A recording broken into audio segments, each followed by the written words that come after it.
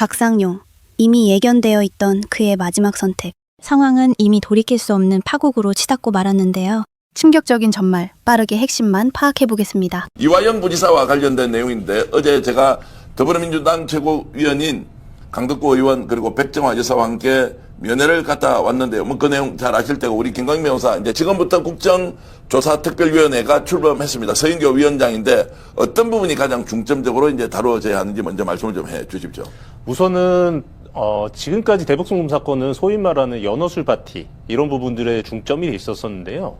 사실은 저는 그렇게 생각합니다. 연어술 파티는 그 시기에 수원지검에서 발생했었던 수많은 위법 행위들 중에 한 가지에 불과하고 핵심은 대북송금 사건에 이재명이 개입됐다라는 증언을 얻기 위해서 김성태, 이화영, 방용철 등등의 허위 진술을 만들어낸 과정이라고 생각하고 있고 아마 어제 접견에서 그 허위 진술을 만들어낸 과정에서 있었던 불법 행위들에 대해서 많은 내용을 들으셨을 거라 생각이 되는데요. 아주 뭐 소소하게는 공문서 위조. 네. 사실 공문서 위조만 해도 엄청나게 대단한 범죄인데 이 공문서 위조들이 거의 소소한 수준으로 이루어졌습니다. 이런 부분들 구체적으로 사건이 어떻게 조작됐는지가 명확하게 파악이 돼야 될 것이다라고 생각을 하고 있고요. 그 이유는 수사의 불법성이 명확하게 드러나야지만 공소 취소가 됐든 공소 기각이 됐든 이거를 실체적 내용을 볼 필요도 없이 이거는 절차적으로도 위법이다.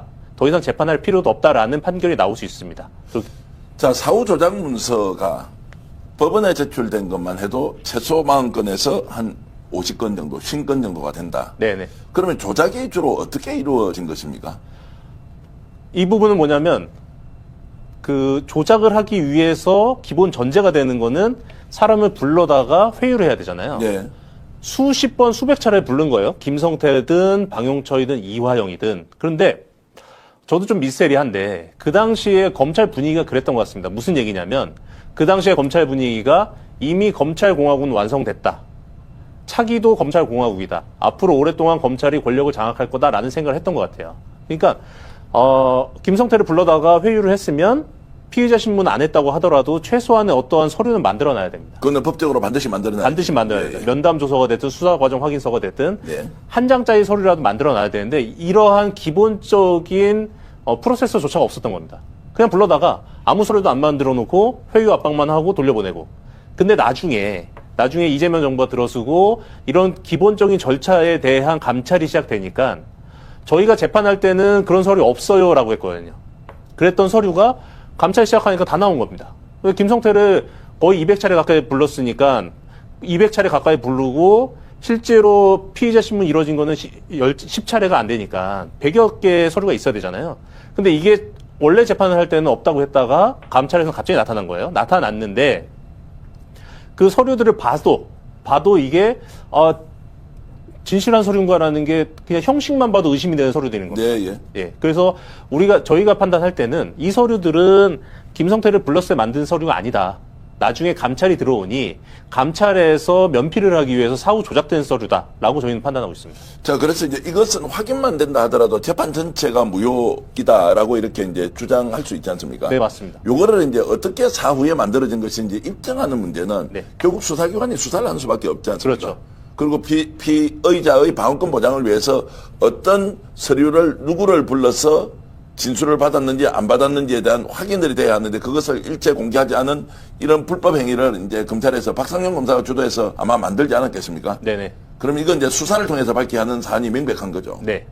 그럼 이번 국정조사에서는 이제 이런 내용을 가지고 자 서류 가지고 와서 달라고 하면 혹시 이 사람들이 검찰에서 서류를 국정조사 과정에서도 제출하지 않을 수도 있습니까? 우선은 국정조사에서의 서류 제출 요구에 대한 강제성이 좀 미흡합니다. 네. 예, 미흡하기 때문에 가장 좋은 방법은 지금 서울고검이 확보하고 있는 자료를 건네받는 것이 가장 좋고요. 예, 근데 서울고검에서 만약에 협조가 안 된다라고 하면 기관 증인들, 개개의 기관 증인들한테 서울고검에 제출했던 자료와 동일한 자료를 제출해라라고 해서라도 받아내야 됩니다.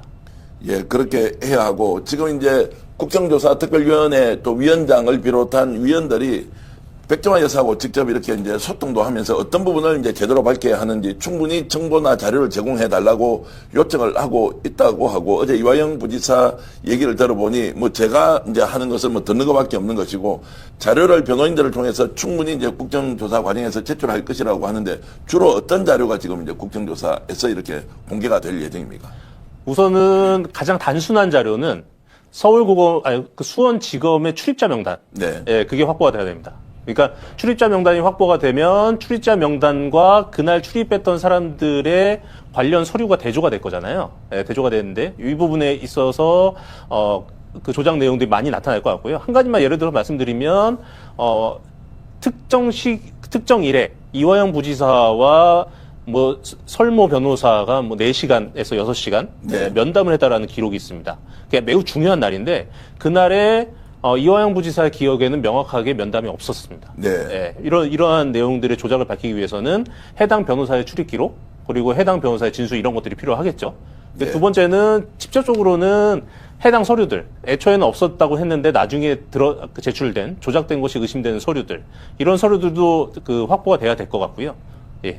자, 그리고 이제 이번에 국정조사 과정에서 박상용 검사가 이 내용을 이제 허위 조작 날조 수사 기소 재판 과정에 혼자서 이렇게 진행했다고 보기 어려운 거지 않습니까? 불가능한 일이죠. 불가능하죠. 그러면 배우가 누구냐라고 하는 부분도 꼭 밝혀야 한다고 이화영 부지사가 네네. 이걸 집중적으로 추궁을 해달라라고 이제 하고 있더라고요. 배우에 대해서는 지금 현재 변호인단은 어디가 배우인지는 지금 이렇게 추정을 하고 있습니까? 이 조작 수사의 정말로 제일 상위는 누구냐? 한 가지 에피소드를 말씀드릴게요. 이화영 부지사가 박상용의 회유에 넘어가지 않고 버티니까 박상용이 이화영 부지사한테 딜을 제안합니다. 뭐 딜이라고 하는 것은 형량 부분이었겠죠. 네. 예, 이런 여러 가지 얘기를 하는데 이화영 부지사 입장에서는 시쳇말로 웃긴 거예요. 그냥 수석검사가 그 현직 야당 대표를 잡아놓기 위한 이 조작 수사에서 일개 수석검사 와서 뭐 그런 어마어마한 딜을 제시하니까 이화영 부지사 입장에서는 야 내가 너를 뭘 믿고 이러한 논의를 하냐 이런 상황이 될 거잖아요. 그래서 박상용이 얘기한 게 있습니다. 어떠한 변호사가 당신을 찾아갈 것입니다. 그 변호사를 만나면 당신이 내 말을 믿게 될 것입니다. 이런 얘기를 했고 그 다음에 실제로 그 변호사가 구치소로 접견을 옵니다. 그 변호사가 누구냐면 직전 수원지검장을 하고 그 다음에 그 부산 고검장까지 하고 은퇴한 지 1년 안짝의 아주 따끈따끈한 정관 변호사였어요. 이름을 밝히기 어렵습니까? 조재현 변호사. 조재현 변호사잖아요. 예. 어제도 실명으로 얘기하더라고요. 예. 그러면 자 박상용이 일개 수석 검사가 예. 그러니까 수석 검사는 뭐 호칭이 그냥 평검사인 겁니다. 예. 평검사가 고검장 출신의 하늘 같은 자기 선배 변호사한테 이화영 면회 가세요라고 명령할 수가 없죠. 네. 그리고 여기에 대해서 그 당시에 주진우 기자가 전화 인터뷰를 했는데 그 조 변호사가 뭐라고 얘기하냐면 제가 일개 평검사가 가라고 하고 하면 가고 오라고 하면 오는 그런 사람이 아니에요. 네. 그 검사들은 이제 검찰청을 회사라고 부르는데 우리 회사가 그런 조직이 아닙니다. 이렇게 얘기를 합니다. 이건 무슨 얘기냐면 고검장 출신의 정관 변호사를 움직일 정도 최소한 고검장 출신의 정관 변호사를 움직일 정도의 라인은 가동됐다. 그리고 이것만 보더라도 아무리 낮게 잡아도 당시 수원지검장 선에서의 움직임이 있었을 것이다. 수원지검장보다 훨씬 높고 대검으로 가고 뭐 대검에 가면은 검찰총장 뭐 이렇게 쭉 있기 때문에 그렇게 생각하는데 또 그렇게 생각하는 이유 중에 하나는 박상용 검사가 간혹 이런 얘기를 했다는 거예요. 이화영 부지사가 이제 회유에 어느 정도 마음이 움직여서 이제 진술을 할 때 그때 진술을 9번 하는데 9번 하게 되는 이유가 1차 했는데 박상용이 오케이 했다가 다시 이거 안 된대요. 더 이거였는데 이 중에 어떤 부분이 있었냐면 부지사님 제가 주말에 서울 갔다 왔는데요. 서울 갔다 왔는데 내가 박살나고 왔어요. 이 정도로 안 된대요. 조금만 더 합시다.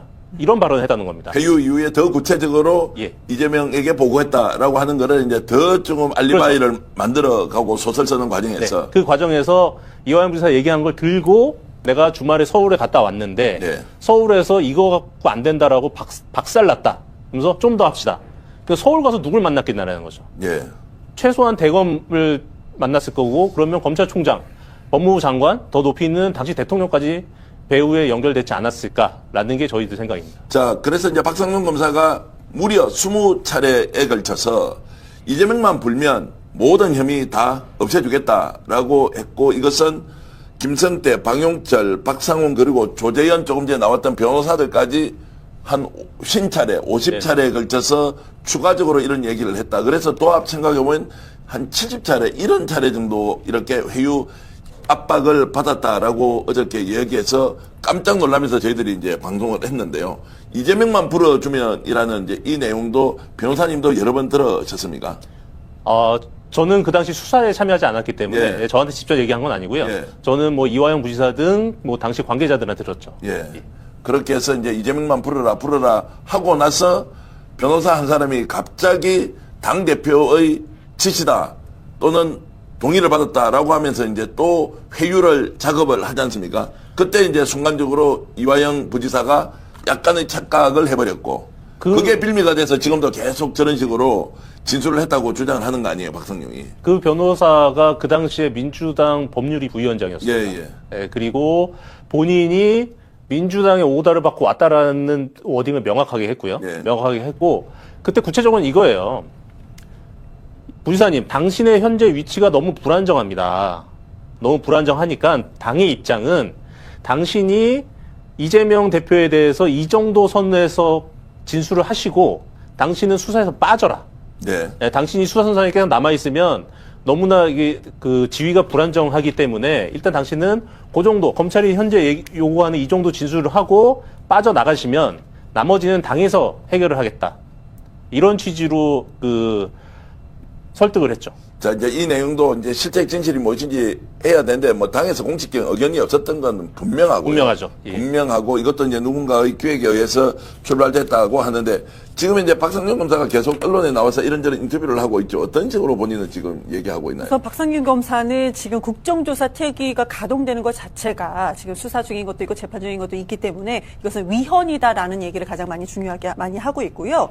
그리고 또 이런 얘기도 합니다. 이화영이 형량 감경을 위해 진술을 바꾸려고 한 것이다. 그리고 여기에는 변호인들 그 방향을 권유했다라는 그런 취지로 계속 이제 그 TV조선 방송에 나와서 그런 취지로 얘기를 한 바가 있고, 이화영 씨가 이미 결심을 해서 진술을 술술한 거다. 나는 뭐 회유하거나 그러지 않았다라는 얘기도 했습니다. 그러면서 조작이면 재심을 신청해라, 이렇게 강력하게 좀 말을 하고 있습니다. 그리고 법무부 상대로도요, 이화영 접견 녹취록을 모두 공개해라. 오히려 법무부 상대로 박상용은 본인이 더 떳떳한 것처럼 이렇게 얘기를 하고 있으니, 이런 이야기가, 그러니까 박상용 검사의 이런 말이 워딩에 남긴 그 기사들을 쭉 보면은요, 그가 너무나도 당당합니다. 자, 그래서 이제 이걸 지금 수사를 통해서 밝혀야 하는데, 일단 이제 국정조사가 이제 이루어지면, 자, 지난번에 청문회보다는 훨씬 더 길게 할 수 있다고 지금 제가 이제 그 국정조사 특위 관계자한테 들었는데, 네네. 박상용 불러내야 될 거 아닙니까? 불러야죠. 이화영 부지사도 불러내지 않습니까? 네네. 그러면 충분히 이번에는 그 공개된 장소에서 이것이 무엇이 진실인지 아닌지는 좀 가릴 수는 있을 것 같습니까? 예를 들면 지난 청문회, 박상용 탄핵 청문회에서 박상용은 명확하게 뭐라고 얘기했냐면 외부 음식 들어온 게 없다.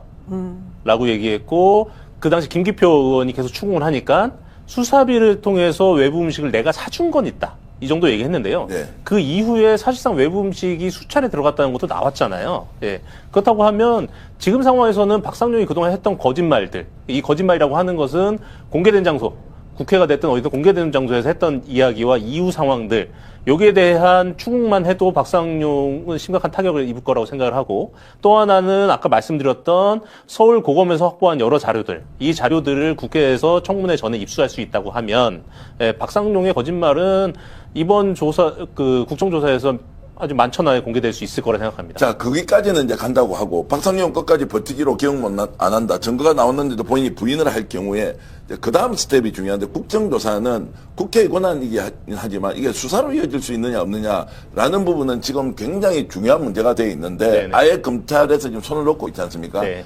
국정조사와 박상용에 대한 실제 수사가 어떻게 이렇게 이제 매칭이 돼야 하느냐, 좀 방안이 있겠습니까?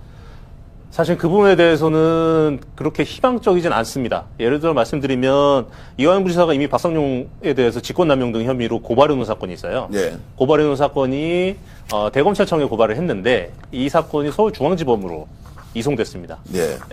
예를 들면 이 사건이 서울 고검으로라도 갔다라고 하면 사실 수사 부분에 있어서는 저희가 그나마 좀 긍정적으로 희망을 갖겠는데, 지금 요 관련된 수사는 전부 다 서울고검에서 하고 있는데 저희가 대검에 고발한 사건이 서울중앙지법으로 이송이 되고 서울중앙지법에서 그냥 깔아뭉개고 있습니다. 이런 상황이라서 이번에 국정조사를 통해서 검찰이 수사를 하지 않고는 버틸 수 없을 정도의 내용들이 공개가 돼야 되는데 그런 내용들이 이번 국정조사에 공개가 됐지에 대해서는 아직까지는 좀 자신은 없고요.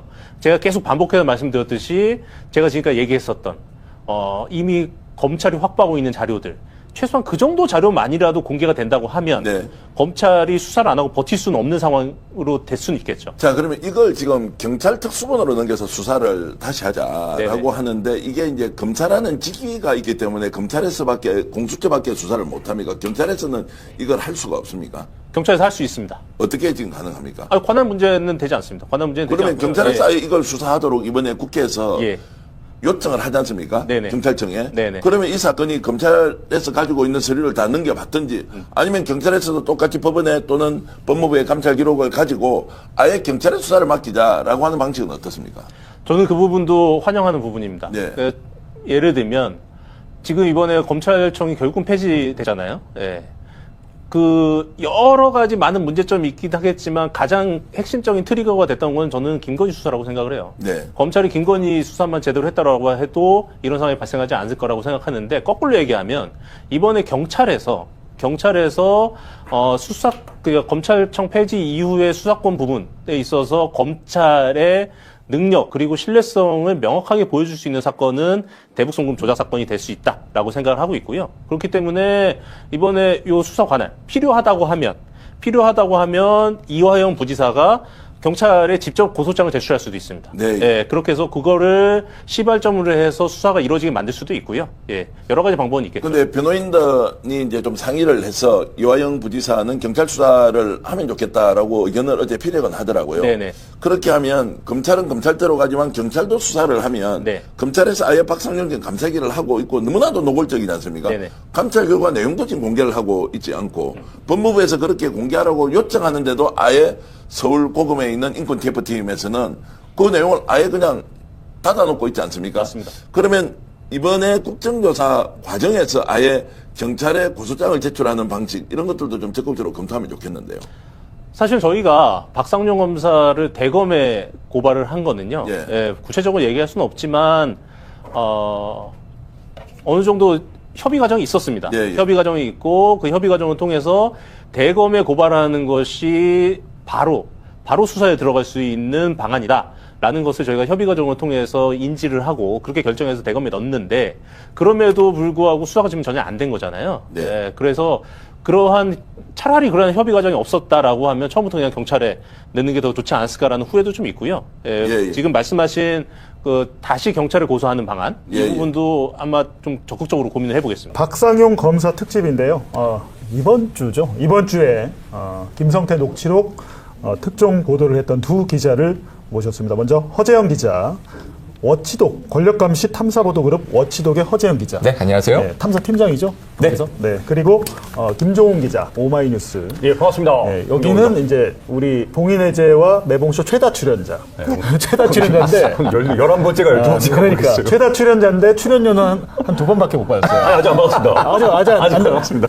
그러니까 지금 여러분께서는 그래도 대한민국에서 대북송금 사건 관련 보도를 가장 많이 한 기자들이 여기 총출동해 있고 또 보도 관련해서 뭐 빨간 아재님도 있고 뭐 등등 합니다만 이제 최근에 이제 두 기자가 썼던 김성태 녹취록 기사를 또 이재명 대통령이 X인가요? SNS에다 올리면서 뭐 살인 납치, 강도 이런 강력 범죄보다도 더 나쁜 행위가 바로 검찰의 조작 수사다 이렇게 강하게 질타를 했어요. 네. 허재영 기자 기사를 리트윗한 거 네, 그랬더라고요. 네, 리트윗이 네. 아니라 인용한 거 같아요. 인용을 네, 하셨더라고요. 네.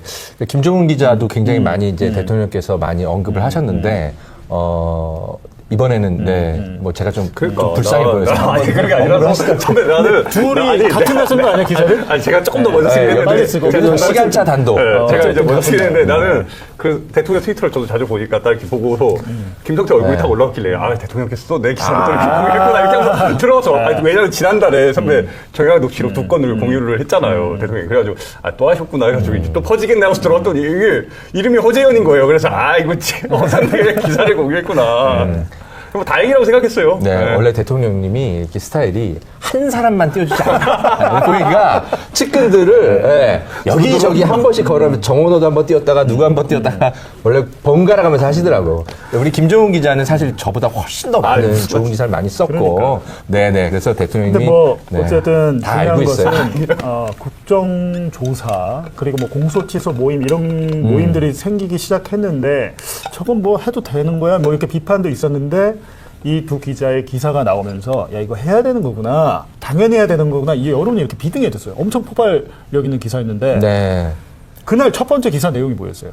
그러니까 주로 김성태의 녹취 내용을 깐 거죠. 네. 그러니까 이게 이재명을 겨냥한 뭐 조작 수사다. 뭐 이런 그리고 뭐 허위 자백, 연어술 파티, 온갖 뭐 증언들은 있었지만 이게 당사자의 입으로 나온 증거는 없었거든요, 사실. 김성태 본인이 이화영 부지사님 그리고 조경식 전 KH그룹 회장이나 뭐 등등등 여러 뭐 있긴 있었지만 당사자의 녹취가 굉장히 중요한 것인데 김성태의 녹취로 저희가 우리 김종훈 기자랑 같이 돈 준 적 없다. 검찰이 무리하게 엮어가고 있다. 이런 취지로 본인의 측근 지인들에게 접겨놓은 지인들에게 털어놓은 녹취가 굉장히 중요했죠. 그러니까 저도 선배랑 같은 입장인데 물론 허 선배가 이 자료를 입수한 경위와 제가 입수한 경위는 아마 좀 다를 겁니다. 이제 뭐 전혀 몰랐어요. 저는 허 선배가 이 보도 나올 때까지도 선배가 갖고 있는지도 몰랐는데 나도 몰랐어. 네, 그러니까 나도 자기가 보도를 하길래 깜짝 놀라가지고. 이런 거는 이제 선의의 경쟁을 하니까 좋은 전혀 거죠. 몰랐어요. 저는 모르다가 네. 허 선배 보도 나오고 깜짝 놀랐는데 다만 제가 이 1600페이지짜리 이 보도를 이 준비를 하면서 이 페이지를 보면서 굉장히 방대하잖아요. 1600페이지가 말이. 근데 딱 김성태의 그러니까 3월 10일에서 그 접견인가 수원 구치소에서 오염되지 않은 그 욕설이 정말 그 특유의 지역 특유의 막 멘트와 같이 막 상상이 되면서 그 욕설이 끝날만 하면 뭘 또 내놓으라 그래. 뭘 내놓으라는 거야. 내가 은행금고요. 내가 뭘 또 내놔. 있어야 되는 거 아니야. 진짜로 막 이러면서 얘기하면서 이재명한테 뭐 돈 줬다고 있으면 줬다고 하고 싶다. 이런 말 있잖아요. 그게 지금 김성태 1번. 1번 저건데 제가 솔직히 저 멘트를 딱 보자마자 선배 저는 정말로 나 진짜 안도감이 막 밀려왔어요. 그래. 그간에 우리가 이 사건이 22년 9월부터 이화영 전 부지사가 구속되고 나서 본격적으로 막 술파티 논란이 23년 여름부터 이게 터진 건데 3년이 넘었어요. 네. 그 3년이 기간 동안 무수하게 이 조작 의혹에 대해서 계속 반복적으로 얘기함에도 불구하고 수원지검 그리고 수원지검과 함께하는 여러 매체들이 무슨 소리냐 오히려 이화영이 거짓말하고 있다는 식으로 일방적으로 밀어붙였잖아요. 그렇죠. 그 지난 3년 넘게. 네. 근데 이 멘트를 보는 순간 오염되지 않은 3월 10일에 23년 3월 10일에 수원 구치소에서 이 김성태의 멘트를 보는 순간 END 그냥 끝 딱 했어. 그래서 안도감이 밀려오는데 근데도 불구하고 박상현 검사는 야 이걸 안 끝났다고 막 또 이상한 얘기를 하더라고요. 반박자를 네. 냈더라고요. 우리 허 기자는 이거 문건 처음 봤을 때 든 생각이 어땠어요? 뭐 사실 저는 약간 이제 뭐 김성태가 이런 얘기를 하고 있다라는 건 이미 알고 있었기 때문에 뒤에서 네네 뭐 이제 측근들이 이제 지인들이, 쌍방울 지인들이 선배님도 측근들에게. 아마 접촉하셨을 만한 알고 있었기 때문에 사실 막 되게 놀랍진 않았어요. 아 드디어 애가 이제 증거가 나왔구나. 아 그래서 이제 이런 부분들을 가지고 국정조사나 이런 데 더 활용하면 좋겠다라고 생각하고 저는 일단 그냥 갖고 있었어요. 뭔가를 터뜨리기보다는 이거는 이제 결정적일 때, 국회 같은 곳에서 공신력 있는 곳에서 하는 게 좋을 것 같아서 그래서 이제 갖고는 있었는데 어쨌든 우리 김종훈 기자가 사실 또 굉장히 정무적 판단이 뛰어난 것 같아. 언론이 또 치고 나가줄 때를 정확하게 안 것 같고 그래서 김종훈 기자가 먼저 이렇게 탁 하길래 아 그래 종훈이 따라가자 하고 제가 한 10시간쯤 뒤에 어쨌든 이제 썼죠. 국정조사를 준비하고 있었을 때 이 보도들이 나오면서 기름을 부어가지고 어제는 급기야 이제 7개 조사를 그러게요. 잘한 것 발표까지 같아요. 해버렸어요. 네. 해버렸는데 아까 보니까 이제 김성태 1번도 있고 CG 보면 그래픽 준비한 거 김성태 네. 2번. 허 기자 이거 무슨 내용입니까 이게? 김성태 2번. 아 그러니까 이게 저는 박상영 검사의 긴급 체포 사유다. 저는 이렇게 생각합니다. 이게 뭐냐? 직권남용의 빼박 정황 증거가 나온 거거든요. 네. 예. 아니 검사실에서 해외에 있는 지금 화면이 어떻게 뜬 아닌데, 거죠? 지금 네, 김성태 2번. 이번은 배상윤 회장한테 검사실에서 전화 준 거 2번입니다. 2번 띄워주세요. 그래서 아니 검사실에서 해외 도피에 있는 배상윤 회장한테 전화를 해서 김성태랑 통화를 한 것 자체도 문제인데 그걸 시킨 게 박상현 검사야. 그걸 김성태 본인의 입으로 이야기를 하고 있습니다. 이건 직권남용 빼박 증거죠. 그러니까 우리가 여태까지 이제 이 구속 상태의 피의자들을 불러다가 네. 전화 막 시켜주고 면회시켜주고 이런 네. 얘기 들었는데 이게 지금 본인이 사실상 네. 뭐 공범은 아니지만 이 사건의 전모를 가장 잘 아는 사람 중에 한 명이 KH 그룹 배상윤인데 본인이 이제 친형처럼 따르는 네. 그 사람에게 전화를 해라. 어떻게 보면 이것도 사실은 속 내용은 회유했을 가능성이 있다. 이게 선배 이 들어와서 포인트가 같이 불자. 이 포인트가 정말 공모 관계도 있지만 이 포인트가 이 장소와 이 당시 시점을 알아야 되는데 이게 지금 3월 21일이란 말이에요. 그러면은 1313호에서 이 사건을 담당하고 있는 박상용 검사가 이 사건의 가장 주동자인 이 사건의 가장 중심 인물이 김성태를 불러다가 네. 전화를 하라고 시켰어요. 그리고 전화를 했어요. 그러면 여기서 이제 의문은 그 전화는 누가 줬을까? 박상용 검사의 전화일까요? 그리고 그 내부 유선 전화로 했을까요? 아니라는 거예요. 그러면 여기서 한 걸음 더 나가서 누가 전화를 줬을까? 그 김성태를 지속적이고 반복적으로 보필하고 수발했던 두 명의 박씨 있습니다. 박상과 박상민이라는 두 명의 인물이 있는데 이 사람들이 각종 음식을 댔는데 이 사람들의 전화일 가능성이 상당히 높다고 판단이 돼요. 그러면 그 사람들이 거기까지 와서 전화기를 들고 자유롭게 1313호에 와서 김성태가 박상용 검사를 만나는 자리에서 전화기를 주고 배상윤한테 전화까지 했어요. 그러면 이건 어디까지 이거를 도대체 편의를 제공하고 이런 편의를 왜 제공했고 민간인이 어떻게 수원지검까지 이렇게 프리패스로 들어올 수 있는지 이거 하나하나 다 따져야 됩니다. 네. 이 부분이 굉장히 중요한 게 우리가 진술 세미나가 검사실에서 이루어졌다라고 우리는 이제 이화영 부지사님이 폭로했잖아요. 진술 세미나가 해외 진술 세미나를 시킨 거예요. 이거 썸네일 제목 아닙니까? 국제적인 그렇죠. 국제적인 조작이네. 국제 진술 세미나를 시킨 건 박상현 검사가 처음이야. 그러니까. 근데 이게 제가 왜 긴급 체포를 반드시 해야 된다라는 게 뭐냐면 우리 김 기자가 잘 짚었듯이 이거 증거가 남아있는 통화 기록이거든요. 그럼 휴대폰을 해외로 당장 압수수색해야 됩니다. 그러면 박상현 검사가 이 해외 진술 세미나의 공범인데 자기의 죄를 덮기 위해서 좀 증거 인멸을 지시하고 있을 가능성이 있어요. 그렇기 때문에 이거는 구속영장 발부 사유가 됩니다. 증거 인멸. 아니 근데 지금 중요하잖아요. 박상용 검사는 이 보도들이 조작이 됐고 나는 아무런 잘못을 한 게 없다 이렇게 지금 얘기하고 있잖아요. 거기에 대한 뭐 입장은 그날 그러니까 이제 첫 보도 나가고 이제 콕 집어가지고 갑자기 반박을 하더라고요. 박상용 입장도 준비가 돼 있는데 이게 그것부터. 박상용 7번 네. 갑자기 박상용 7번 띄워주시면요. 네. 지금 이게 화면에 송출이 되나요? TBS가 네. 아주 유튜브에 약해. 네. 이게 가슴이 TBS 보니까 아픕니다. 약해. 이게. 그리고 일단 직원들이 거의 출근을 못 하고 있고 그렇죠. 대부분 나가가지고 네. 아까 여기 들어왔을 때 추웠지. 네. 난방도 잘 안 유튜브 되고 그러니까, 아니, 방송하면 되게- 잘 안 아니, 되고 왜냐면은 돈이 없어가지고 굉장히 힘들게 저 지금 괜찮아요. 제작 다 지금 했는데 부조에서 이게 송출이 되는지 안 되는지 알려주셔야 돼요. 네. 알겠습니다. 이게 장비를 매일 안 쓰다 보면 또 이게 버벅. 제가 박상윤 검사의 그 입장을 입장을 읽어드릴 테니까 우리 김 기자가 반박해 이거 주세요. 만들어 놓고 못 핵심이 쓰네. 이겁니다. 박상윤 검사가 이재명 전 지사가 뭐 돈을 내가 뭐 준 적 없다. 뭐 김성태 이렇게 얘기했는데 이재명 전 지사에게 뭐 이렇게 돈은 어쩌고 뭐 이런 거는 이미 김성태로부터 자백을 받았다. 1월 달쯤에 2023년 1월 달쯤에 그렇기 때문에 3월 달에 녹취록을 가지고 이렇게 얘기하는 거는 뭐 짜깁기 뭐 이거 뭐 이런 식으로 주장을 했습니다. 그러니까 김성태는 이재명한테 돈 안 줬다 이렇게 얘기했지만 네. 그렇게 물은 사실도 없고 중요한 것은 대북 송금한 목적을 물었지 돈 줬냐 안 줬냐 우리가 물은 사실이 없고 시기적으로도 맞지 않는다 이 주장이에요 지금. 그러니까 네. 나는 이 정말 1120자거든요. 선배 제 박상용 검사가 이거 검찰 기자단에 보낸 겁니다. 그걸 또 셌어? 네, 셌죠. 얼마나 많았으면. 화가 나가지고 그 충정로 앞에서 이거 다 셌어요. 아니 한글 한글로 전보로 넣었습니다. 어제가 바로 나와요. 한글로. 네, 한글로. 일단 또 이렇게 손으로 아, 샀다. 그 정도는 아닙니다. 제가 아무리 안 하려고 그래도 그 정도는 아니에요. 이러진 않습니다. 1120자가 나오는데 저 보자마자 좀 웃었어요. 아, 어떻게 이렇게 대놓고 이렇게 거짓말을 할까? 물론 거기에 박상현 검사의 이런 던짐에 있어서 따라오는 뭐 TV조선이라든지 문화일보라든지 이런 매체들이 있더라고요. 이거 한번 사실관계 따져보자. 근데 나는 정말 웃었어요. 근데 왜냐면은 이미 김성태의 그 오염되지 않은 접견 기록 그리고 뭐 방용철이라든지 김태원이라든지 김성태의 그 최측근들 그룹에서 오염되지 않은 박상현 검사의 이 주장에 대해서 이미 우리가 다 공개한 거기서 다 까졌어요. 그리고 가장 결정타가 뭐냐? 어제부터 제가 뭘 하고 있냐?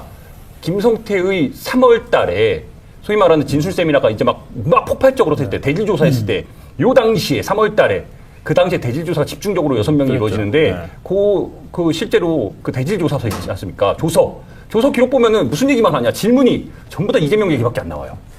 그리고 대질이란 거는 피의자들끼리 말이 다를 때 그렇죠. 맞춰보려고 서로 싸우게 만드는 건데 그 대질 신문 조선 되게 특이하지. 빌드업을 해나가지.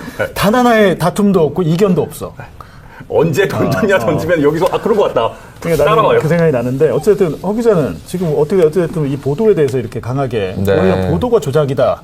뭐 라고 그런 지금 식으로, 반발을 예. 하는데 여기에 대해서는 뭐 한두 번 당하는 일이 아니어서 뭐 그냥 그러려니 하는 사실 뭐 생각이기도 한데 그래도 반박은 해야죠. 예. 이게 뭐 북한 2023년 3월 달에 네. 이제 뭐 김성태가 찾아온 지인한테 얘기를 이제 그렇게 하잖아. 나 이재명에게 돈 준 적 없고 어쩌고.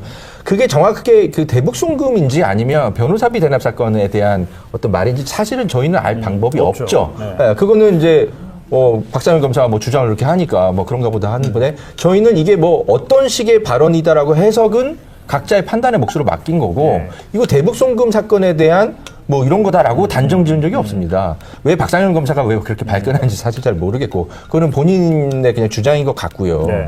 그리고 저는 좀 약간 모순이 있다라고 들었던 게 하나가 뭐냐면 2023년 1월 달에 네. 김성태가 자백을 했다고 쳐.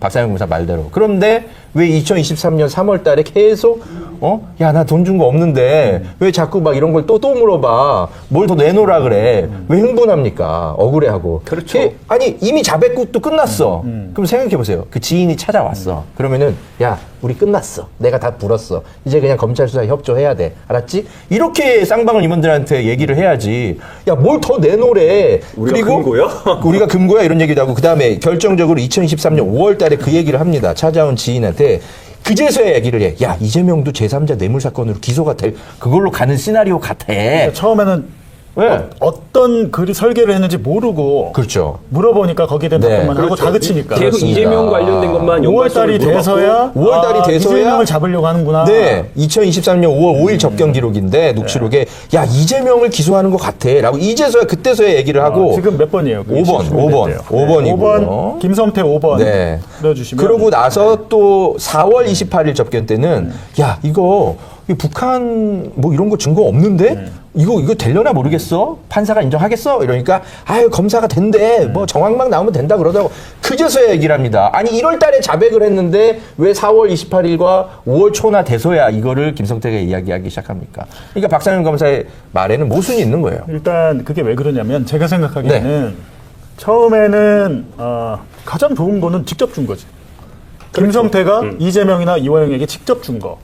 그걸 이제 원했겠죠. 원했겠고 변호사비 대납을 하려다 안 되니까 대북 송금 사건에서 이 지금 진술 나올 때 2023년 3월에는 금액이 800만 달러 아니었습니다. 이때 맞아요. 600만 달러였어요.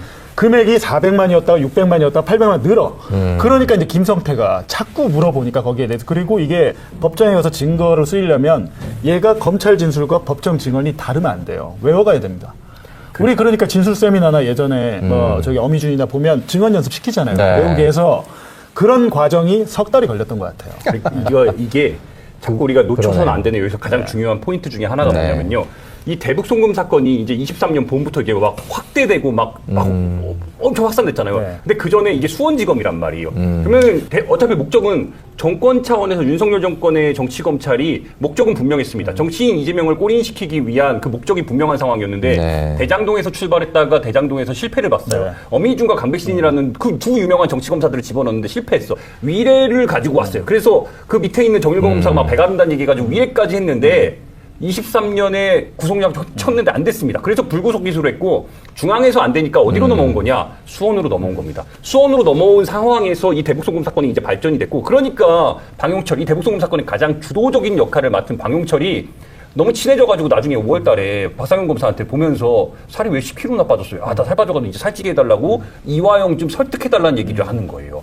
얼마나 이 정권 차원에서 정치인 이재명을 잡으려고 했는지 그 일련의 흐름들을 이해하면서 이 사건을 봐야 됩니다. 그러니까 이 얘기가 뭐냐면요. 2023년 2월에 네. 이재명 민주당 대표에 대해서 대장동 위례 성남 FC 이 세 개 사건을 엮어서 구속영장 청구를 했는데 국회에서 체포동의안이 부결되면서 맞습니다. 불구속 불구속 기소해. 기소했어요. 대장동 건에 대해서 그냥 불구속 기소를 했는데 그 사건으로 구속영장 청구를 못 하잖아, 다시. 그렇지. 2차, 그러니까 두 번째 영장 청구를 하기 위해서 수원지검을 동원해서 대북 송금 사건을 조작하기 시작. 근데 시기적으로도 맞아요. 맞아요. 2023년 이 사건 지금 조작 시기가 2023년 2월부터 6월. 넓게 그렇게 보이는데 그렇죠.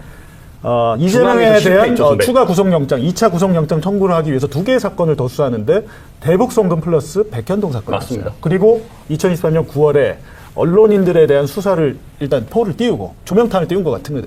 띄우고 나서 우리 압수수색하고 직후에 이재명 민주당 대표에 대한 그때 2차 그래서 청구를 그 단식하면서 막 사람들이 조롱했잖아. 이 대통령 그 당시에 이제 단식하면서 야 자기 사건 관련되니까 단식한다고 하고 막 조롱하고 해가지고 수원지검에 10며칠 단식하는 사람들 불러가지고 그 정말 형식적인 조사 박상용 검사가 하고 그리고 9월 말에 실제로 영장을 칩니다. 영장을 쳐서 체포동의안 통과되고 근데 그때 이게 결과론이지만 정말로 이화영이 양심에 따라서 진술을 재번복하지 않았다면 꼴인 됐어요. 진짜 다시 봐도 계속 생각하지만 꼴인 됐어요.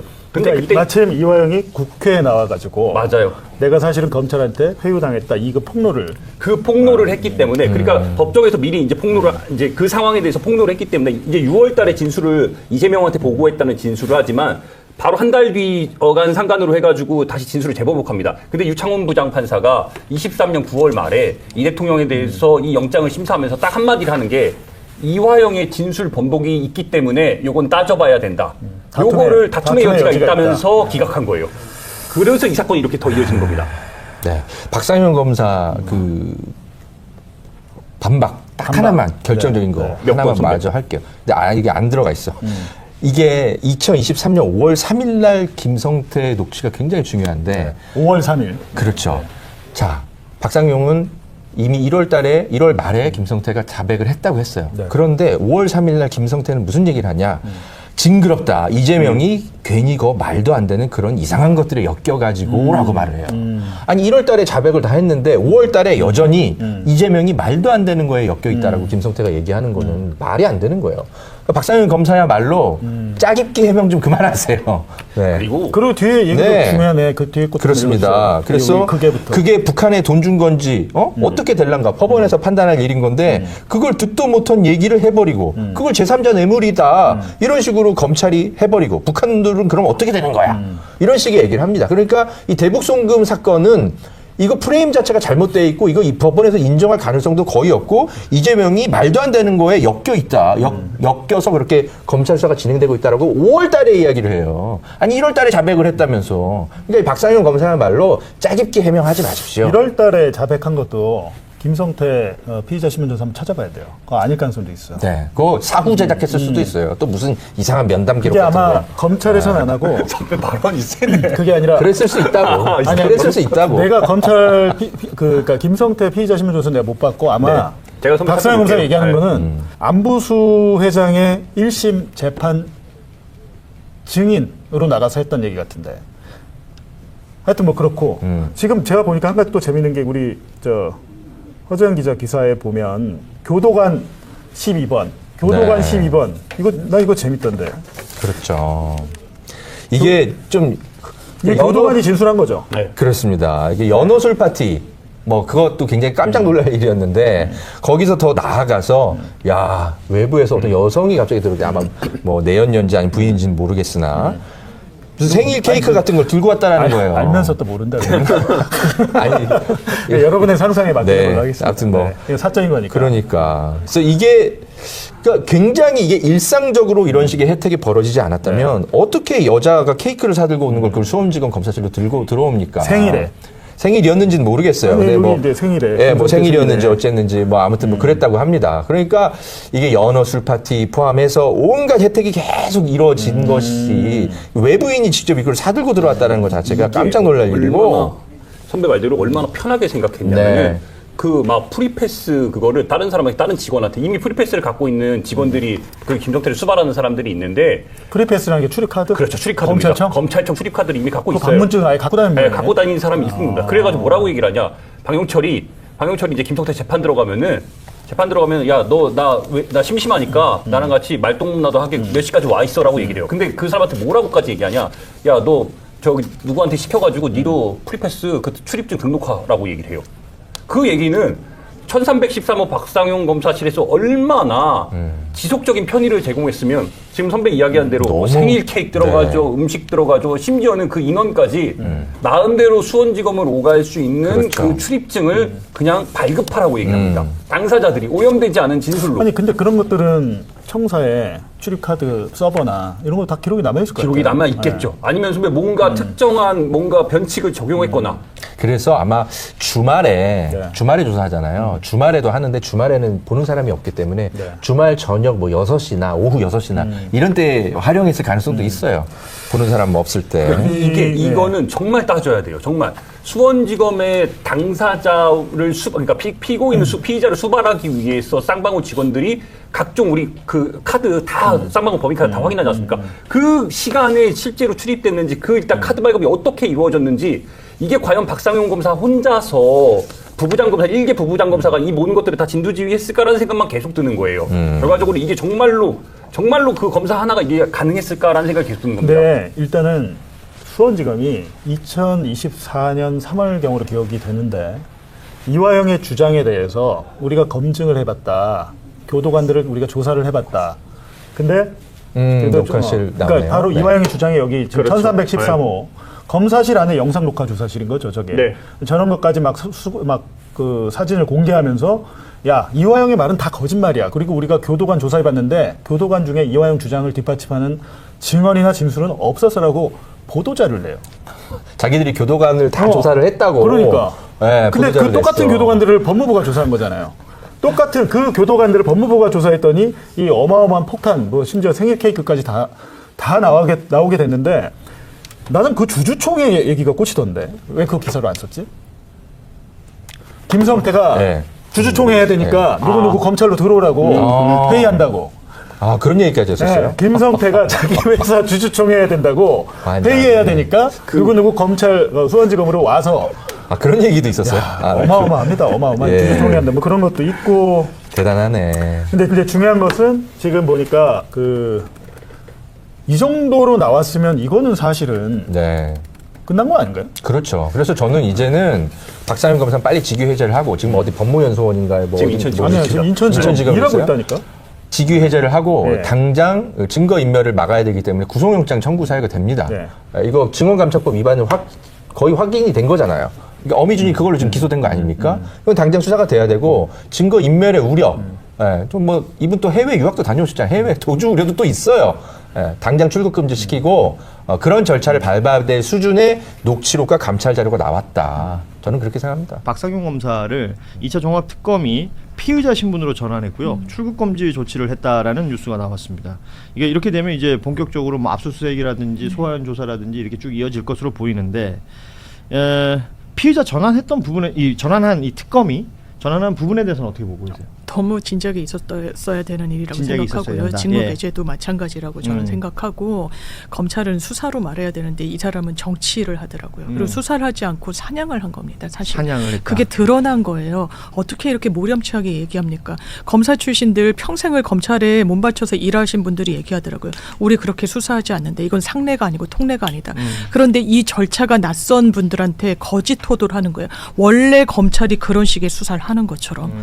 그러면 안 되는 거예요. 그러니까 검찰 내부에서도 두둔하는 목소리 안 들리잖아요. 왜? 이거는 그냥 거리두기를 해야지만 본인들 조직이라도 그냥 유지가 되는 거거든요. 지금 없어질 거지만 예.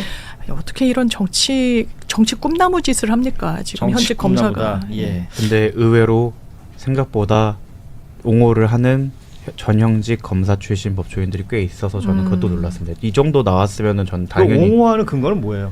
이제 그 투사다. 약간 이진숙을 보는 느낌처럼 뭐 그러면 이제 당연히 검사들은 그렇게 진술 회유도 하고 압박도 하고 변호사한테 전화해서 이 소리 저 소리 하고 뭐 그러는 거라는 겁니까? 그게 아니라 뭐 정당한 것이었다라는 식으로 해서 저도 그러니까 평상시에는 되게 보수적이긴 하지만 합리적인 법조인의 탈을 쓰고 있던 분들이 이번 사태 때 가면을 많이 벗으시더라고요. 아니 법을 집행하고 헌법을 수호한다는 이 검사라는 사람이 국회에 나와서 증인선서 거부하는 모습을 보이는 건 나 법 안 지킬 거예요 라고 말하는 게 어디가 정당하다는 겁니까? 그러니까 도대체 무슨 이유로? 이 박상용이라는 사람이 뭐런 얘기를 하냐면 이 피의자 소환, 그러니까 피의자 신분으로 전환된 것에 대해서 이거 정치적인 조치다. 자기는 진술 회유를 한 적이 없기 때문에 당당하게 임할 것이다. 이런 얘기를 했어요. 그 당당함으로 보인 게 뭡니까? 증인선서 거부하고 지금 국민의힘 앞에 쪼르륵 달려가서 이름은 청문회라고 붙여놓고 자기들끼리 뭐 간담회라고 해야 됩니까? 아니면 일종의 롤플레잉을 한 겁니까? 전용기 의원의 표현을 빌리면 이거 작전회의 같다라는 거 아닙니까? 국민의힘이 계속 미친 상태다. 라는 생각이 들어요. 전륜하겠다고 했잖아요. 전륜하겠다고 했는데 왜 윤석열 정부 때 검찰 그 위에 윗선이 누구겠어요? 박상용 이야기를 저는 감사하는 이유가 그 윗선들도 연결돼 있기 때문에 박상용을 이렇게 감사한다고 봐요. 우리 전에도 이야기했습니다만은 이해찬 총리 이야기도 나왔고요. 그다음에 국정원 이야기도 나오고요. 그다음에 이시원 비서관 이야기도 나오고 그러면은 그 윤석열 정부 핵심부가 다 연결돼 있었던 거예요. 그 연장선상에 있는 거예요. 제가 다른 방송에도 말씀드렸지만 그 오징어 게임의 명대사죠. 저는 이 게임을 해본 적이 있습니다를 외칠 수 있는 게 제가 불과 몇 년 전에 봤던 청문회에서 봤던 한 분이 계세요. 그리고 그분도 되게 존경받는 사령관이었는데 갑자기 선서를 거부하더니 장 외에서 SNS에서 엄청 글을 쓰다가 그리고 국민의힘 의원들의 비호를 받고 있었죠. 지금 현재 구속 피고인입니다. 저는 아마 이번 사건도 그때 최혜병 사건 당시 인성근 씨의 경우처럼 비슷하게 흘러가지 않을까 싶어요. 본인은 포스트 한동훈, 뭐 포스트 윤석열, 포스트 주진우를 노리겠지만 이미 너무 많이 나왔고 이분에 대해서 지금 정치권 밖에 제도권 밖에 있는 법조인들이 옹호를 할 수는 있겠지만 이분에 대한 단죄가 저는 곧 이루어질 거라고 생각을 합니다. 포스트 윤석열 좋네. 감옥 가겠네. 그래서 뭐 계속해서 하는 얘기지만 그때와 지금은 판이 다르다. 네. 그리고 이제 검사들이 한 번씩 어떤 정치적인 행위들을 할 때 그러니까 법적인 처벌을 그동안 안 받았다는 거예요. 예를 들어서 위증을 했다라고 쳐도 위증에 대한 수사를 하는 것도 검사들이고 그 이후에 위증이 제대로 된 처벌된 케이스들도 거의 없다는 겁니다. 그러니까 이게 그 서민석 변호사에게 전화를 박상용이 하잖아요. 네. 근데 거기에 대화 내용 자체를 우리 같은 사람이면 못해요. 그렇죠. 왜? 녹음되고 있을 것 같아서. 근데 박상용은 그런 전화를 수십 통을 할 수 있는 이유가 뭐 알면 어때? 어차피 이거 수사도 나중에 우리 검사들이 다 할 거고 우리가 뭐 기소도 할 텐데 우리가 기소 안 하면 되지. 이 그동안에 쌓여왔던 사례가 있기 때문에 자신감이 있으니까 막 이렇게 말했던 거 아니에요. 근데 이제 저는 박상용도 참 그 답답한 게 지금 박상용과 관련돼 가지고는 네가 불법적인 수사를 했냐 안 했냐, 회유를 하고 협박을 했냐 안 했냐 이걸 물어보고 있는데 갑자기 공소 취소 안 하면은 나 선수할게. 공소 취소 다른 문제거든요. 예. 그리고 공소 취소를 뭐 민주당 국회의원들이 할 수 있는 것도 아니잖아요. 기소를 한 주체가 다르잖아요. 네, 그건 검사가 하는 거잖아요. 예. 그러니까 이것도 교묘히 조금 물타기를 하는 것이다. 저는 그렇게 봐요. 지금 이 내용들이 하나하나 차곡차곡 쌓이고 있는 것이고요. 오늘 민주당 조작기소 의혹 관련해서 이 특위가 수원지검과 서울중앙지검 현장 검증에 나서는데 모르겠어요. 현장 검증이라는 게 어떤 걸 체크해야 될 것인지 이게 저는 잘 모르겠더라고요.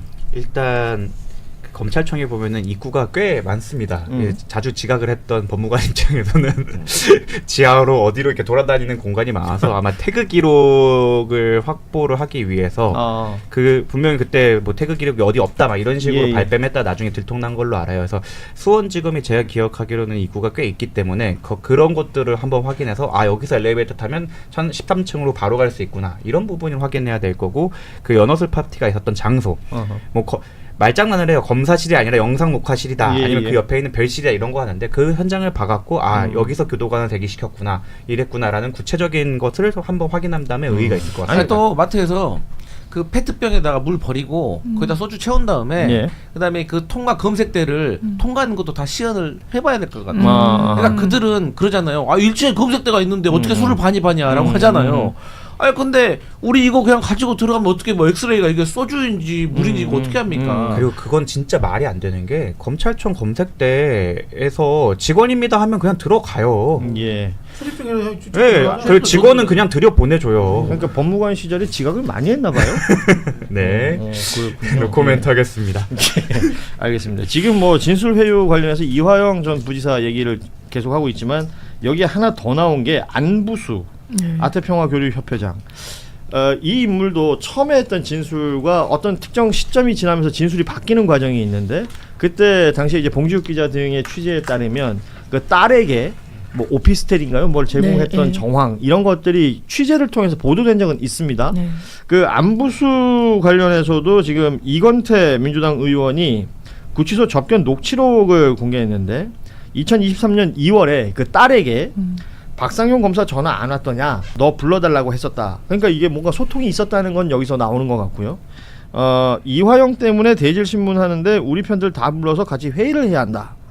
회의하면서 이야기를 하니까 검사도 상당히 호의적이다.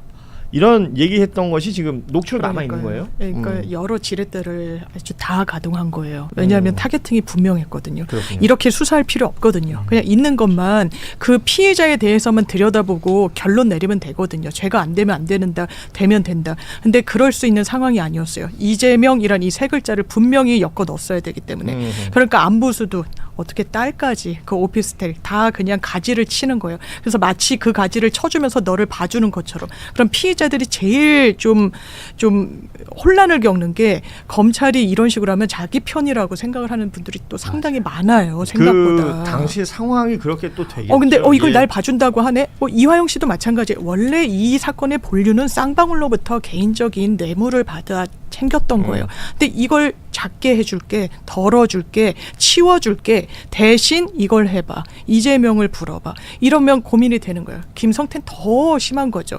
개인적인 횡령, 가족들까지 얽힌 이런 이슈들 그거 덜어줄게. 어떻게 할래? 너 뭐를 선택할래? 라고 하면 피해자 입장에서는 자기를 중심에 두고 생각할 때 이재명이 됐든 누가 됐든 푸는 거예요. 그게 가공됐든 과장됐든 그거를 알면서도 아주 압박을 했던 거고. 예. 진짜 나쁩니다. 그래서 이재명은 주범을 만들고 당신은 종범이 될 수 있다라는 얘기를 하는 그 부분들을 우리가 이제 처음부터 체크를 했던 것이고 그 상황들에 대한 박상용 검사가 이제는 피의자가 됐기 때문에 이제는 수사 진행 상황을 우리가 체크할 수 있을 것 같습니다. 서울고검의 TF가 사건을 2차 종합특검으로 이첩을 했고 2차 종합특검에서 박상용 검사를 피의자 신분으로 전환했다. 출국금지 조치까지 했다라는 뉴스였고요.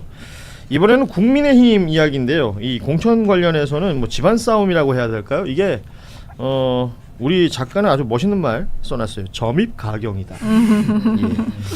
예. 뭐 하루하루가 업데이트가 되고 있습니다. 오늘은 그 장동혁 대표 면전에서 그 최고위원회가 있었는데 공개적으로 아예 망신을 주는 뭐 최고위원들, 뭐 각 후보들이 등장을 한 겁니다. 그러니까 지금 최고위원 중에 양향자 최고위원이 경기도지사 후보로 나와 있고 김재원 최고위원이 경북도지사 후보로 나와 있는데 네. 예비 후보로 양향자 의원 같은 경우에는 양향자 최고위원 같은 경우에는 이 당 공천이 엽기적이고 해괴하다 이런 표현을 썼어요. 그리고 김재원 최고는 본인이 경쟁 상대가 이철우 현 지사인데 건강 상태가 안 좋다 그러죠. 그러면서 최고위에서 최고위원의 발언인데 자기 공천 얘기를 하고 있습니다. 여기서. 이 당이 아니에요. 없애야 되는 거예요. 뭐 이런 당이 있어. 민주당 최고위원들 경선 나가기 몇 개월 전에 다 사퇴를 합니다. 그렇죠. 최고위원 사퇴. 이건 심판하고 선수하고 겸직하는 거예요. 말도 안 되는 행동들을 하고 있는 거고. 이 내용도 웃기는 게 우리 김재원 최고 같은 경우에 이철우 이제 후보를 비난하는 게 이거예요. 이철우 후보가 과거에 안기부 근무했다, 그렇죠. 예. 인권 유린했다, 뭐 이런 고문 뭐 이런 이야기인데 그 당이 그 후신 정당인데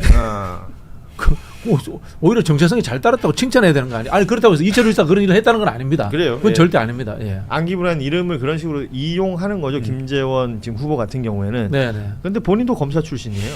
그렇죠. 지금 그 오늘 나온 그 MBS 전국 지표조사 여론조사 내용 보면 정당 공천 과정에 대한 평가를 물었는데 국민의힘이 공천을 잘하고 있다라고 응답은 한 사람들은 16%고요.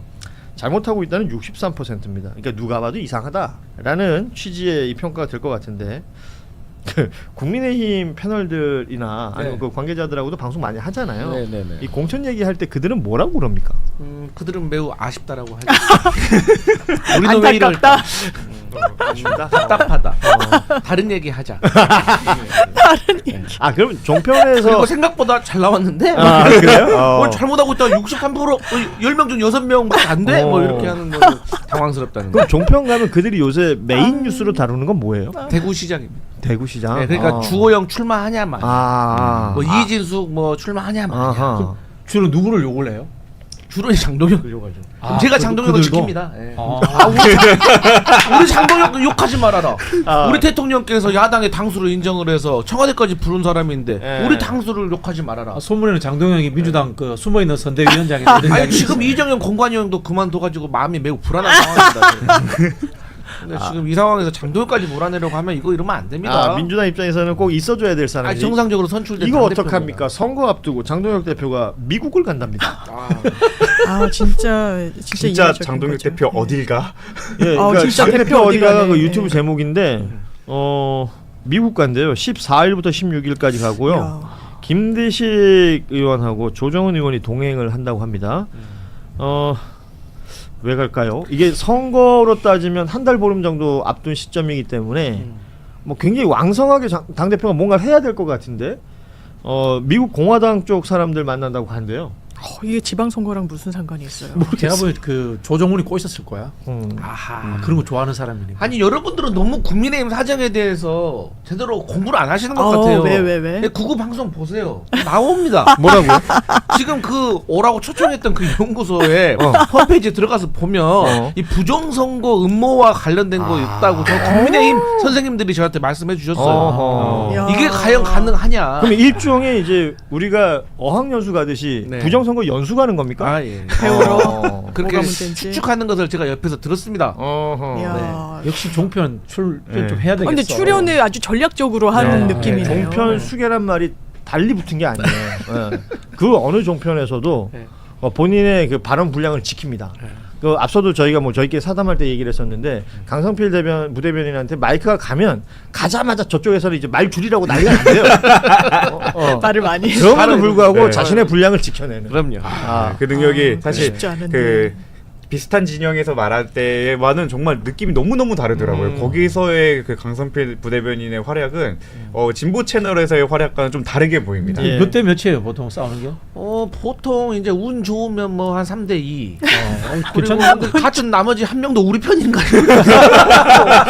뭐 저런 뭐 4대. 저 옛날에 과거에 유동규하고도 했잖아요. 옆에. 갔는데 유동규가 있는 거야. 나 비슷한 사람인 줄 알았어. 유동규인 거예요. 그래서 제가 방송 시작 전에 말했어요. 아니 지금 이런 피의자하고 저하고 해도 되는 겁니까? 그러니까는 웃더라고요. 경연적었나 보지. 네. 제작진도. 독립운동하는 심정으로 제가 싸우고 고생했네. 있습니다. 저도 한때 저기 배승희 조수진하고 했는데 그때 예. 힘들었는데 더 고생했네 유동규가. 예. 오늘 제가 무슨 쇼츠를 보는데 우리 JYP가 어느 종편에서 그러니까 그 방송사를 욕을 하고 있는 거예요. 또 출연하고 있는? 출연한 그 채널을 그러면 안 욕을 돼. 하고 블랙리스트 뭐 이따구로 올라가. 방송을 하는 거 이러면서 예. 잘렸습니다. 그러고. 예. 아, 그래요? 네. 아무튼 M으로 시작한 데 아니에요? 예 맞지. 그 전설의 방송? 예. 박상용이 이야기. 이화영 부지사는 연어 술 파티가 있었다고 국회에서 사실을 말했음에도 불구하고 검찰이 이화영 부지사를 위증 혐의로 기소를 해서 지금 재판을 받고 있습니다. 예. 그런데 연어 술 파티가 없었다고 거짓말을 하고 있는 박상용이는 대한민국 굴지의 언론사를 돌아다니면서 떵떵거리고 다닙니다.